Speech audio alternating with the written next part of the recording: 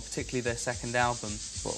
Closer? Closer. I thought Closer, the second side of Closer, is one of my favourite albums. It's just beautiful. I mean, like, musically... 24 Hours sounds like... I can't remember. There was The Eternal and... yeah, 24 Hours. There's just 4 tracks, which I don't even know the listing of, but they're just beautiful musically. I didn't actually see it. I thought their image, all the way through liking them, I thought their image was pretentious and contrived, and it did have very fascist elements to it. But I thought the music was great. I thought it was quite good the way they didn't harp on about the death, because that was like, I thought that was almost like, it could almost have been engineered. It was like awful. It was the way that they were elevated after the person's death was really sick. But it was... Make it a commercial book, though. Yeah, I mean, no, to be honest with you, I think that is a book for people who, I think,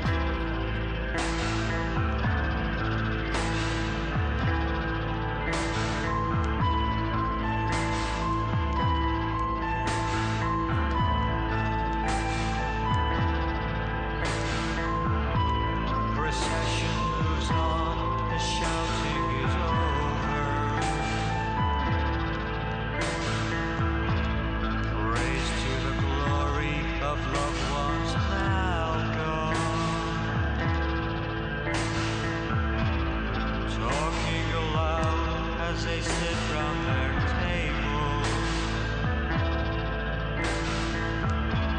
scattering flowers washed down by the rain. Stood by the gate at the foot of the garden, watching them pass like clouds in the sky.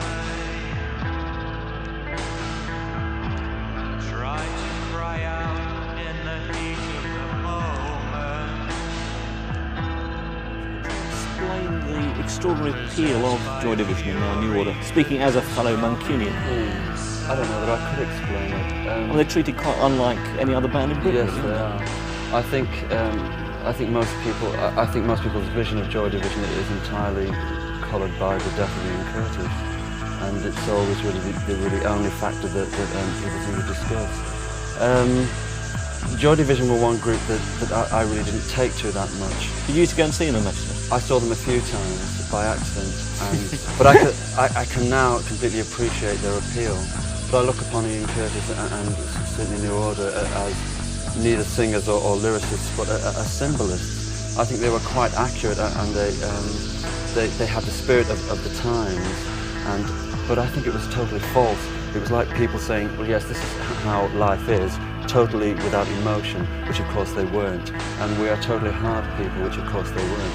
It was like this complete affectation of people wanting to be something that they weren't. I find it quite sad, but in a musical sense I hear nothing whatsoever. But what about the book then? And does that sum up what people you saw on stage in Manchester? The book confused me. When it was straightforward, written in almost a diary fashion, I found it quite interesting.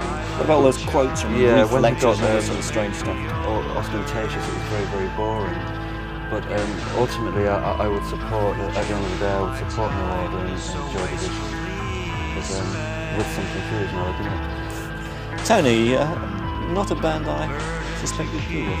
No, well, I mean, as long as people get pleasure out of it, then that's fine, but it's certainly not me, no. And the book, I should probably think for the fans of Joy Division, it would probably appeal to them, but... what did you make of it? Well, I found it incredibly boring. There were certain bits of it that I found a bit disturbing as well. I mean, they were always trying to get over this fascist image and things like that. And, I mean, one or two bits of this... I always denied they were